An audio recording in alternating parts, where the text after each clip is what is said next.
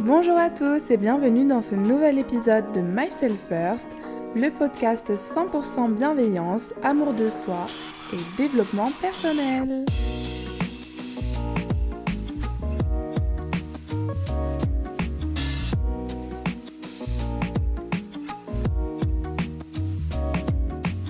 Aujourd'hui, on va parler de l'univers et des grandes lois qui le régissent. Qu'on soit connecté à la spiritualité ou pas, il y a certaines lois dans la vie qui guident notre existence sans qu'on s'en rende forcément compte. Mais une fois qu'on a identifié ces lois, on peut s'en servir pour mieux comprendre le monde qui nous entoure et ça, c'est super intéressant. Ces 12 lois de l'univers, elles sont d'ordre naturel, ça veut dire qu'elles n'ont pas été créées par l'homme, comme les lois mathématiques par exemple. Ces lois, elles sont immuables et elles fonctionnent toujours afin d'assurer le grand équilibre universel qui s'appelle le Tao. En étudiant ces lois, donc, en les comprenant et en les appliquant à notre vie, on peut faire passer notre expérience de vie d'une situation difficile, conflictuelle, voire même douloureuse, à une situation d'abondance et de joie individuelle, mais aussi collective. Vous allez voir pourquoi. Dans cet épisode, mon but c'est donc de vous instruire et de vous faire découvrir une nouvelle façon de voir le monde. On est tous soumis à ces lois. Donc si vous êtes curieux, on commence tout de suite.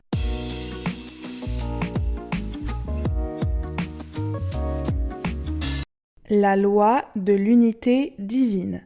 C'est la première loi et c'est la loi fondamentale selon laquelle absolument tout dans l'univers est interconnecté. En fait, on est tous reliés à une même source. On est tous faits de la même chose. Et quand je dis tous, c'est nous les humains, les plantes, les minéraux, les animaux. En fait, on est comme une toile d'énergie interconnectée. Et donc, tout ce qu'on fait, ça envoie des vibrations à travers toute cette toile, ce qui affecte la conscience collective. En d'autres termes, chacun de tes choix, de tes mots, de tes désirs, de tes pensées, de tes croyances aura un impact sur le monde et sur ton entourage. Alors cet impact, parfois il est immédiat et évident, mais à d'autres moments, ça peut prendre du temps pour se manifester et c'est même possible que tu découvres jamais que ça s'est produit. Par exemple, si tu me dis que mes podcasts te plaisent, pour toi c'est juste un compliment. Mais pour moi, c'est énorme. Ça me touche beaucoup et ça me pousse à continuer. Et ça, tu t'en rends pas forcément compte. En un mot, la loi de l'unité divine, c'est l'interconnexion. Tu vois bien, quand ton ami est triste, toi ça te rend triste. Quand un de tes parents est stressé, il peut te communiquer ton stress. Tout comme toi, quand tu es heureux, tu transmets ton sourire et ta good vibes. Alors pourquoi cette loi est intéressante ? Parce que quand on prend conscience que tous nos gestes, paroles et pensées ont un impact sur les autres, si on est un minimum empathique, on fait attention à notre énergie et on essaye d'être dans la positivité pour que notre entourage se sente bien. Si des fois t'es triste, c'est important de pouvoir en parler. Mais si t'es juste de mauvaise humeur, fais attention à ne pas plomber le moral de tout le monde, quoi. Et je dis ça parce que moi j'étais la grande spécialiste du cassage d'ambiance. Si moi, j'étais levée du mauvais pied, j'avais aucun scrupule à transmettre mes mauvaises ondes à toute personne croisant ma route. Et le pire, c'est que j'en avais conscience. Mais maintenant, je fais attention. Ou quand je suis de mauvaise humeur, je le dis. Ok, le prends pas personnellement, mais aujourd'hui, je suis fatiguée, je me sens irritable. Donc, si tu me sens distante ou froide, c'est vraiment pas contre toi. Et généralement, juste le fait de communiquer sur ton état d'esprit, ça te soulage vachement et bye bye la mauvaise humeur.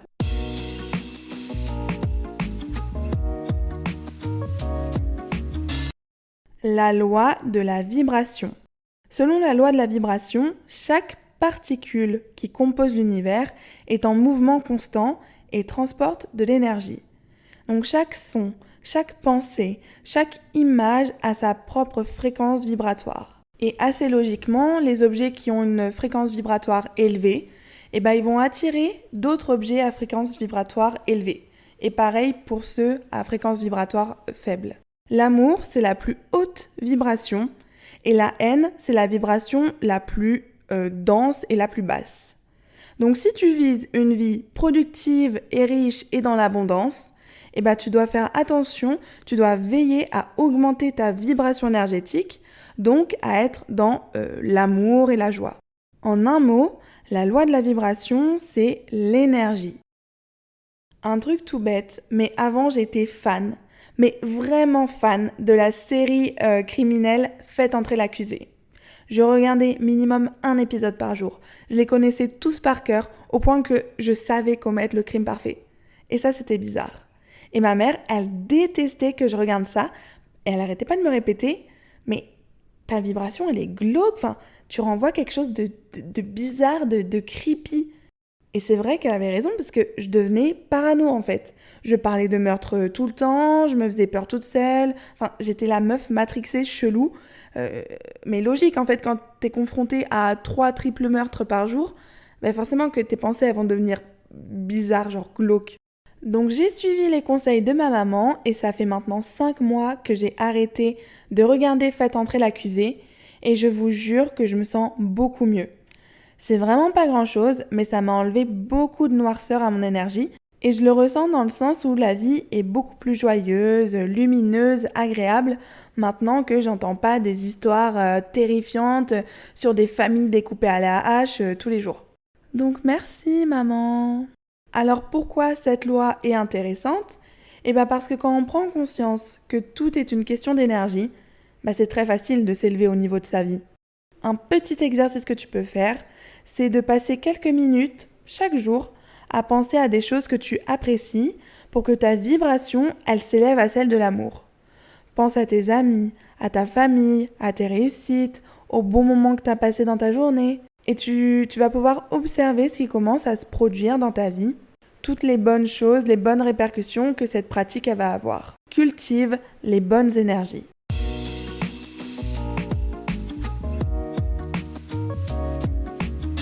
La loi de la correspondance. Cette loi, elle stipule que toutes les lois qui régissent le monde physique, elles ont un principe qui correspond dans le monde spirituel. Ce qui se passe à l'extérieur, ça doit d'abord exister à l'intérieur.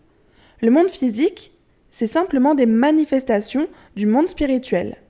Et c'est aussi la raison pour laquelle celui qui maîtrise son esprit, il peut créer des expériences physiques intentionnellement. En un mot, la loi de la correspondance, c'est l'esprit. Si tu prends le temps de soigner ce qui se passe dans ta tête, dans tes pensées, tes croyances, tes aspirations, tout ça, ça va se matérialiser d'une façon ou d'une autre, à un moment ou un autre, dans le monde physique. Et là, je te cale une petite citation de Marianne Williamson qui dit que tout ce que nous faisons est imprégné de l'énergie avec laquelle nous le faisons. Si nous sommes frénétiques, la vie sera frénétique. Si nous sommes paisibles, la vie sera paisible. Ton monde extérieur, c'est toujours le reflet de ton monde intérieur. Tu vois les personnes qui râlent, qui chouinent, qui se plaignent tout le temps, leur esprit, il est tellement dans la négativité que du coup, elles attirent uniquement des choses négatives. Et donc, elles se plaignent encore plus et c'est un cercle vicieux. Alors pourquoi cette loi, elle est intéressante ? Tout simplement parce qu'il faut arrêter de réagir au monde extérieur. Arrêter de croire qu'on n'a pas de chance dans la vie. Non. Commence plutôt à créer ton monde intentionnellement. Le monde extérieur, c'est le sous-produit de ton monde intérieur. Ce qui signifie que tu dois changer la façon dont tu te sens et la façon dont tu penses avant que le monde extérieur, que le monde physique puisse changer. Moi, j'aime bien illustrer ça avec la métaphore des papillons. Si tu passes ton temps à courir après les papillons avec ton petit filet là, les papillons, ils vont s'envoler, ils vont fuir. En revanche, si tu prends le temps de préparer un joli jardin avec des fleurs, des arbres, etc., là, les papillons, ils vont venir naturellement. Et c'est la même chose avec ton esprit. Cultive des bonnes énergies et des bonnes pensées. Et tout le reste, dans le monde physique, dans le monde matériel, ça viendra tout seul.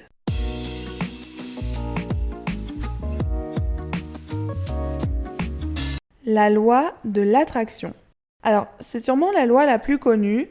Et la loi de l'attraction, elle nous dit tout simplement qu'on attire les choses, les personnes, les situations par la force de notre pensée. Les pensées, les émotions, les mots et les actions, tout ça, comme je vous ai dit, ça produit des énergies qui, en retour, attirent des énergies semblables. Et donc, selon la nature de tes intentions, cette énergie, elle sera tantôt positive, tantôt négative. Et pareil avec tes actions. Si tu fais preuve de générosité et de bienveillance envers ton entourage, il y a de fortes chances pour que tu attires en retour un élan d'amour semblable à ce que tu as donné. En un mot, la loi de l'attraction, c'est la pensée. Pense positif, attire le positif. Pense négatif, attire le négatif. Alors pourquoi cette loi elle est intéressante ? Parce qu'elle permet de prendre conscience de l'importance de vivre positivement. Plus tu passes de temps à t'occuper de tes pensées et de tes émotions, plus ta vibration elle sera élevée et plus tu commenceras à attirer des choses qui vibrent au même niveau, au niveau de l'amour, de la joie. Si tu manifestes l'abondance, tu vivras dans l'abondance.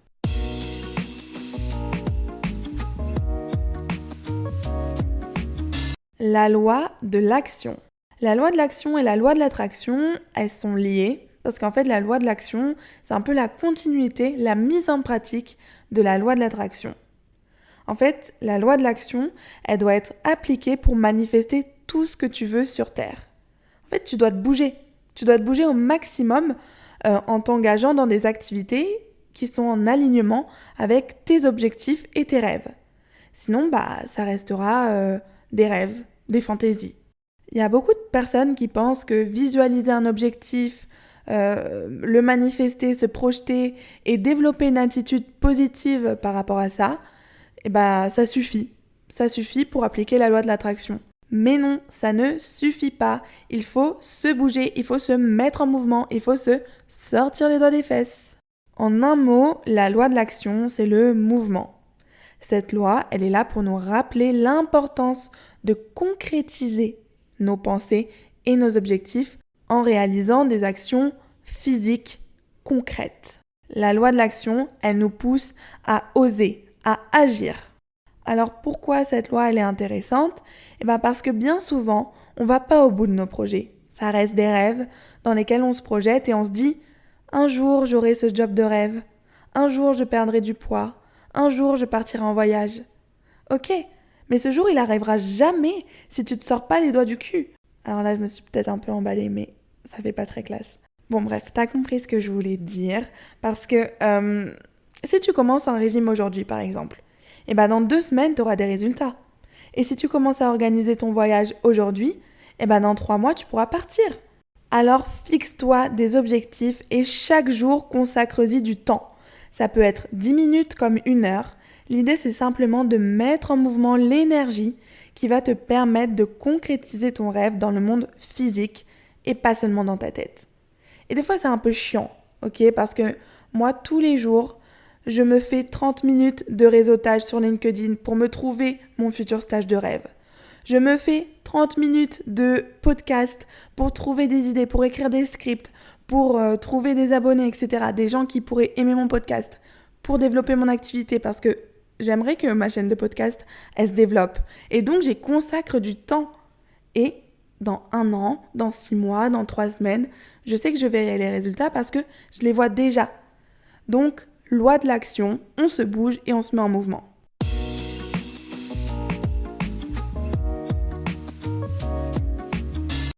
La loi de la transmutation perpétuelle de l'énergie.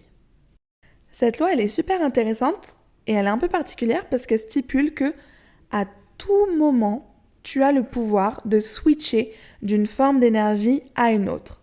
Tu as le pouvoir à tout moment de changer ta condition de vie. En fait, imaginons que tu es dans des vibrations basses, donc vers la haine, le ressentiment, tu es triste et tout, t'es pas bien. Tu es de mauvaise humeur. Ok, tu es de mauvaise humeur. Et comme ça, d'un claquement de doigts, si tu le décides, en 2 secondes, tu peux devenir de super bonne humeur et tu peux retourner dans des énergies positives parce que les énergies positives, elles sont tellement plus fortes que les énergies basses qu'elles les écrasent. Et donc, en 2 secondes, si tu le veux, tu peux switcher d'énergie. En un mot, la loi de la transmutation perpétuelle de l'énergie, c'est le changement. Cette loi, elle met en avant notre capacité à modifier nos conditions de vie par la simple force de notre pensée. Donc la prochaine fois que vous êtes de mauvaise humeur, essayez de faire ça. Vous dites « Ok, je souffle et je décide que je suis de bonne humeur et tac. Et tac, je vous jure que ça marche, vous serez de bonne humeur instantanément. » Alors pourquoi cette loi, elle est intéressante ? Eh bien parce qu'à partir du moment où tu as conscience que tu as ce pouvoir de switcher d'énergie, eh bien c'est beaucoup plus facile. C'est beaucoup plus facile quand on est triste, par exemple. Imagine, tu passes une journée normale et puis tu apprends une mauvaise nouvelle, ça te rend un peu triste. Alors tu accueilles l'émotion, ok ? Tu prends le temps nécessaire, quelques secondes, quelques minutes. Parfois tu as besoin de retourner chez toi pour te poser. Quelques heures, voilà, tranquille. Et puis quand tu sens que l'émotion elle est passée, au lieu de rester dans ces énergies basses, tu dis ok, mon émotion est passée, maintenant, tac, je retourne dans une énergie à haute vibration. Je retourne dans ma good vibes et si tu le veux, tu le peux, encore une fois.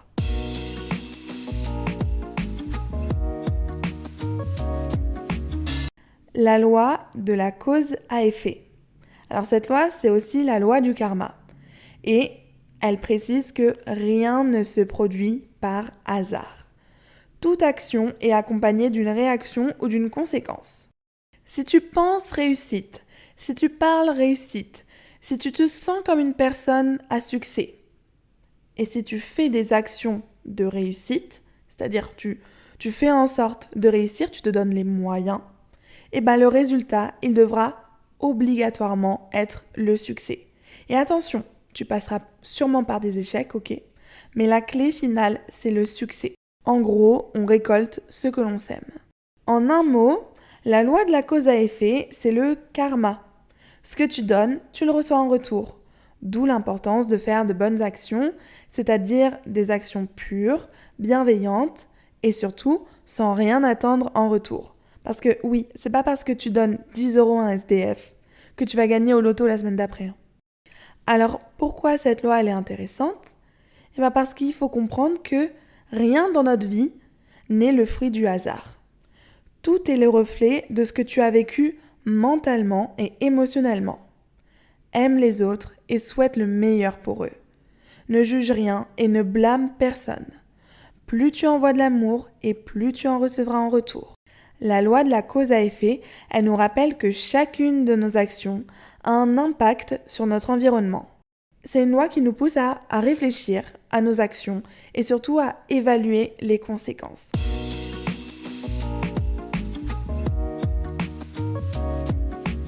La loi de la compensation. Selon la loi de la compensation, tu reçois ce que tu donnes.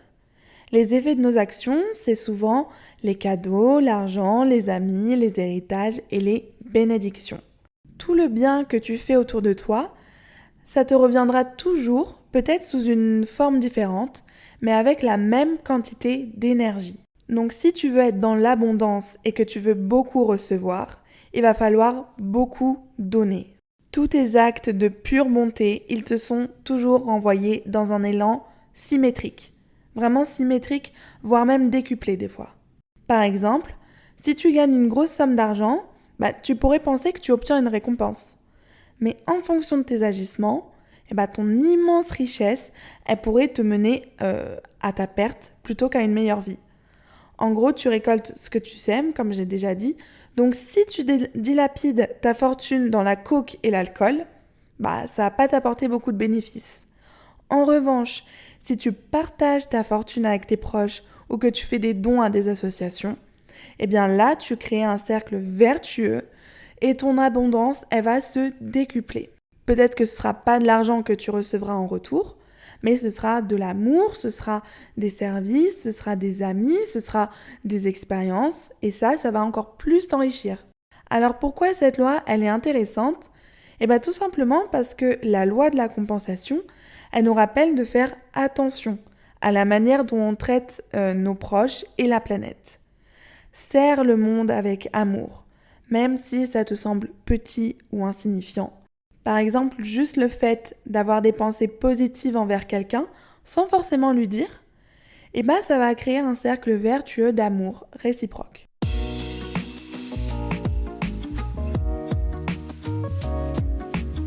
La loi de la relativité. La loi de la relativité, elle concerne la neutralité des choses quand elles sont considérées séparément. En fait, aucune personne, aucune émotion, aucune action n'est évaluée comme bonne ou mauvaise tant qu'elle n'est pas comparée à autre chose. Par exemple, une personne pense qu'elle est pauvre parce qu'elle a un entourage riche. Pourtant, si elle se réfère à la loi de la relativité, elle ne se comparerait pas aux autres et elle regarderait si la richesse qu'elle a, elle-même, ça lui suffit pour vivre et pour être abondante. En fait, la loi de la relativité, elle permet de prendre plusieurs perspectives sur ce qui nous arrive. Elle permet de relativiser. Et ça nous rend plus reconnaissants et ça peut nous amener à améliorer notre vie et celle des autres. Je dis celle des autres parce qu'à partir du moment où tu ne te compares plus, il n'y a plus de jalousie et donc il n'y a plus de fierté mal placée et donc tout ce cercle vicieux là d'ego, il n'existe plus. Tu le romps.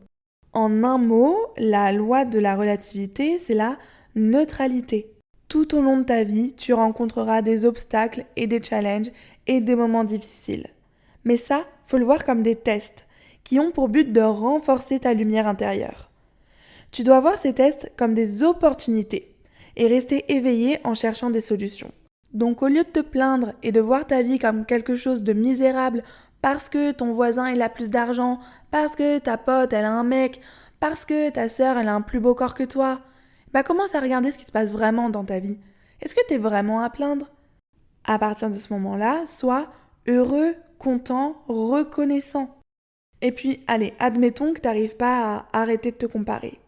Donc tu te compares à ton voisin de droite qui a un plus gros salaire que toi et qui a plus d'argent que toi. Mais dans ce cas-là, compare-toi aussi à ton voisin de gauche qui, lui, gagne 3 fois moins que toi et galère à payer ses factures tous les mois. Donc t'es pas à plaindre en fait, ça dépend à qui tu te compares. Et l'idée, c'est de ne se comparer à personne parce que dans la vie, tout est relatif. Attention, deuxième citation de Charles Adams. La normalité est une illusion. Ce qui est normal pour l'araignée est le chaos pour la mouche. Hashtag, ça fait réfléchir. Alors pourquoi cette loi elle est intéressante ? Parce qu'elle nous aide à mettre en perspective notre existence et les événements qui se passent au cours de notre vie. Comme son nom l'indique, la loi de la relativité nous permet de relativiser l'importance des événements auxquels on fait face à l'instant T. Faut comprendre que la vie, elle se passe pour toi et pas contre toi. Donc utilise tout ce que tu vis comme un feedback pour affiner tes désirs et savoir ce que tu as envie d'entreprendre.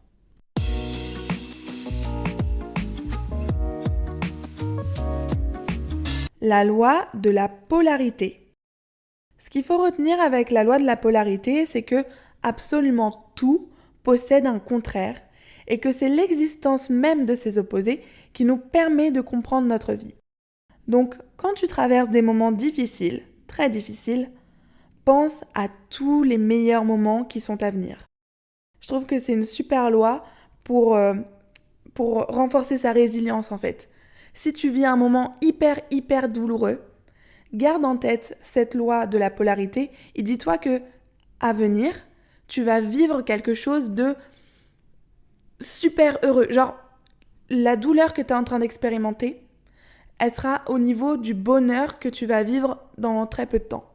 Je sais pas si ça fait sens ce que je dis, mais j'essaye vraiment de m'exprimer avec mes mots et de vous expliquer ces lois comme moi je les entends. Tout a un contraire dans la vie. Il peut pas y avoir de chaud sans froid. Il peut pas y avoir de haut sans bas. Et il peut pas y avoir de bonheur sans malheur. On peut pas faire l'expérience de la tristesse sans avoir une idée du bonheur. Et on peut pas faire l'expérience de la lumière si on sait pas ce que c'est l'obscurité. Donc pour se sentir en réussite, on doit avoir une idée de ce que c'est que l'échec. Alors pourquoi cette loi, elle est intéressante ? Parce qu'il y a un petit exercice que tu peux faire quand tu traverses quelque chose de désagréable. Tu prends cette chose-là, désagréable, cette chose que tu n'aimes pas, et tu nommes son opposé. Tu utilises la loi de la polarité pour t'aider à te concentrer sur ce que tu veux afin d'avancer dans une autre direction.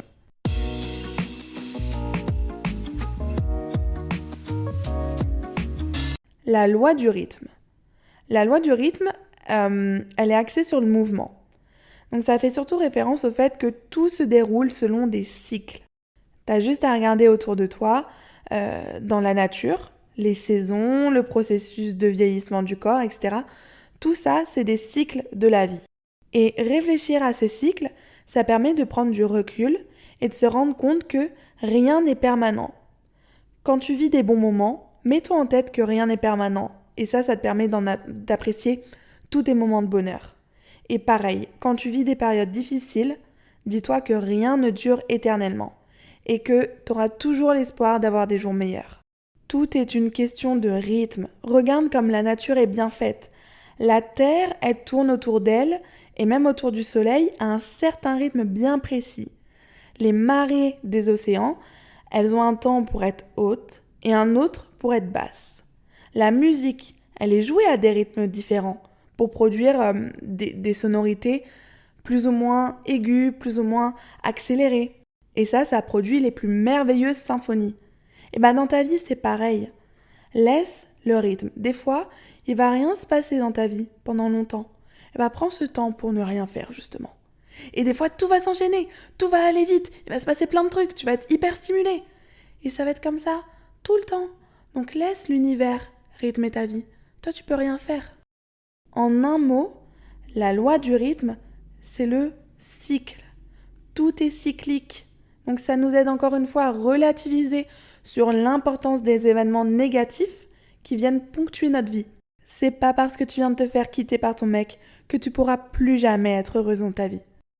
Alors pourquoi cette loi elle est intéressante ? Parce qu'elle nous oblige à voir le bon côté de chaque cycle et de chaque étape. Laisse pas les situations négatives actuelles et temporaires te déprimer. Comprends que rien n'est permanent. Tout est passager. Les moments difficiles vont pas durer et les moments de bonheur sont très précieux.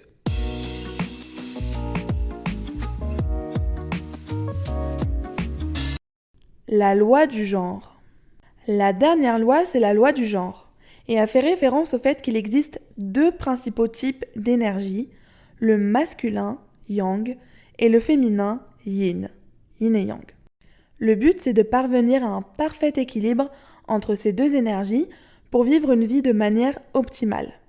Chaque type d'énergie possède un rôle précis et doit contribuer à rendre ton existence harmonieuse. Donc l'énergie masculine, elle est assimilée à la logique, la virilité, tandis que le principe féminin et l'énergie féminine, elle est associée à l'intuition et la sensibilité. Ces deux principes, ils doivent être équilibrés, comme j'ai dit, et je ferai un épisode consacré aux énergies masculines et féminines un peu plus tard, parce que c'est un sujet très très très intéressant. En un mot, la loi du genre, c'est l'équilibre. Est-ce que tu te sens équilibré dans tes énergies ? En ce qui me concerne, j'ai une énergie masculine très développée. Ça veut dire que je suis toujours dans l'action, je prends toujours le lead, je veux toujours plus, je m'arrête jamais, et du coup, ça m'épuise. J'ai fait une séance de magnétisme et la chamane m'a dit que mon corps était épuisé parce que je suis beaucoup trop exigeante et parce que je le stimule beaucoup trop. Donc en ce moment, j'essaye de me reconnecter à mon énergie féminine en travaillant sur ma patience, le laisser aller. Je fais des activités douces comme le yoga ou manuelles comme la cuisine. Alors pourquoi cette loi, elle est intéressante ? Parce que pour manifester tes désirs, tu dois trouver un équilibre entre faire et recevoir, agir et se reposer. Si tu sens que ton énergie masculine est surdéployée par rapport à ton énergie féminine, essaye comme moi de travailler sur ta patience et laisse les choses venir à toi naturellement. Reçois au lieu d'être dans l'action. Si au contraire, tu sens que tu es trop dans ton énergie féminine et que ça t'empêche de prendre des initiatives, travaille sur ton côté masculin et ton autodiscipline.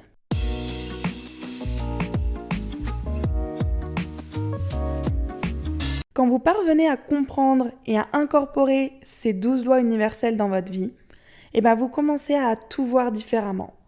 En fait, les lois de l'univers, c'est celles qui régissent notre monde et notre monde intérieur aussi. Donc j'espère que j'ai été claire dans mes explications parce que c'est vraiment important, je pense, de connaître ces 12 lois pour transformer votre vision du monde et donc transformer votre vie. Évidemment, il existe plein d'autres lois qui sont tout aussi intéressantes et dont j'aimerais d'ailleurs parler, comme par exemple la loi de Murphy, la loi du détachement, etc. Du coup, si cet épisode vous a plu, n'hésitez pas à venir me le dire sur Instagram pour que je puisse faire une deuxième partie. En attendant, je vous retrouve dans 2 semaines.